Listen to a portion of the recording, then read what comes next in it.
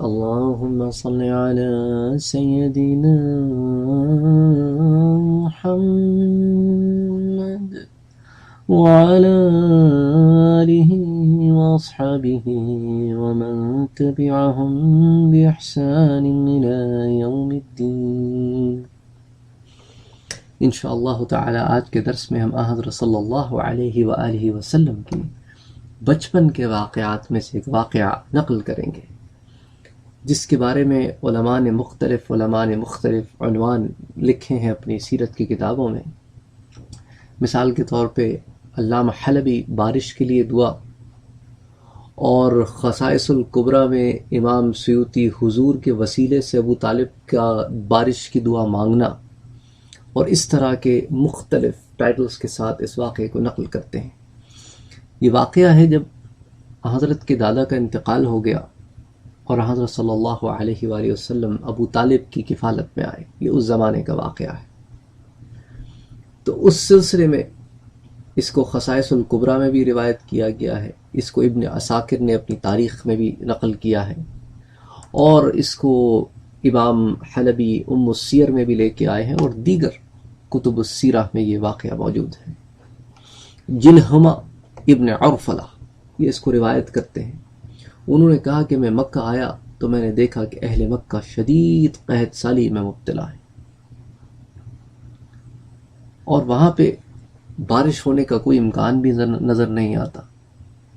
تو کچھ لوگوں نے یہ کہا کہ چلو لات اور عزیٰ پہ بھروسہ کرتے ہیں، یعنی ان لوگوں کے لیے یہ بت جو تھے وہ بارش کی دعا مانگنے والے بت تھے۔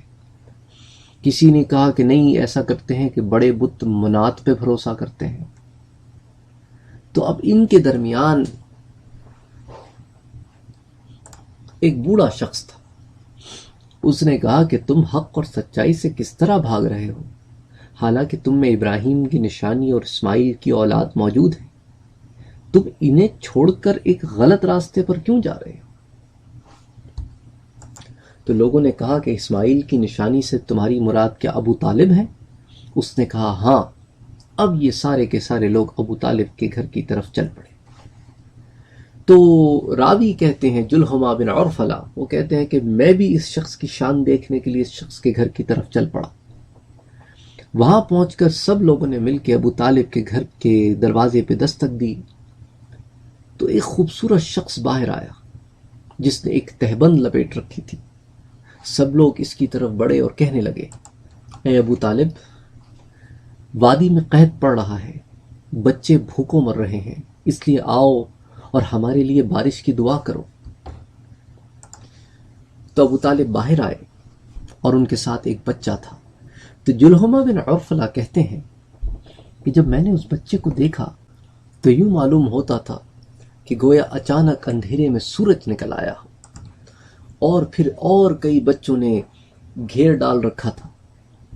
ابو طالب نے اس بچے کا ہاتھ تھام رکھا تھا اور وہ کعبۃ اللہ کی طرف چل پڑے۔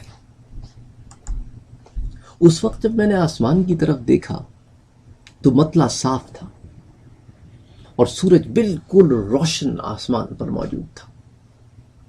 ابو طالب خانہ کعبہ میں داخل ہوئے، اس بچے کا ہاتھ تھاما اور اس کی پشت خانہ کعبہ سے ملا دی، اور اپنی انگلیوں سے بچے کو تھام لیا اور کعبۃ اللہ کا طواف کرنا شروع کیا۔ اللہ اکبر! جہاں آسمان پر بادل کا ایک ٹکڑا بھی نہیں تھا، وہاں اچانک ہر طرف سے بادل گھر گھر کر آنے لگے، اور اتنی زبردست بارش ہوئی کہ وادی پانی سے بھر گئی اور شہر اور جنگل سیراب ہو گئے۔ سبحان اللہ! اس موقع پر ابو طالب نے کچھ شعر کہے حضرت کی شان میں کہ وہ ابید یستسقی الغمام بوجہی ثمال الیتام عصمت الارامل، وہ ابید یستسقی الغمام بوجہی، آپ وہ حسین و جمیل ہیں کہ بادل آپ کے چہرہ انور سے پانی مانگتے ہیں۔ ثمال الیتام عصمت الارامل، اور آپ یتیموں اور بیواؤں کے پناہ گاہ ہیں۔ یلوذبہ الہلاک اہل ہاشم فہم عندہ فی نعمت و فوادل، ہلاک ہونے والے ہاشمیوں کی اولاد آپ کے دامن میں پناہ کی تلاش کرتی ہے، اور وہ لوگ آپ کے دامن میں نعمتوں اور برکتوں سے مستفید ہوتے ہیں۔ اللہ اکبر! یہ تو میرے مدنی کے وہ معجزات تھے جو اللہ نے آپ کے وجود سے ظاہر کیے آپ کی اعلان نبوت سے قبل۔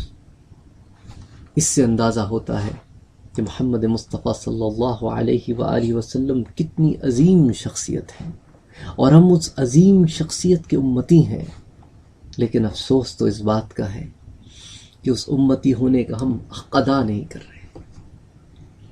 اللہ ہمارے حالوں پہ رحم کرے اور اللہ ہمیں ہدایت دے۔ وما علینا الا البلاغ۔ اللہم صل علی سیدنا و مولانا و حبیبنا محمد صلی اللہ علیہ وسلم۔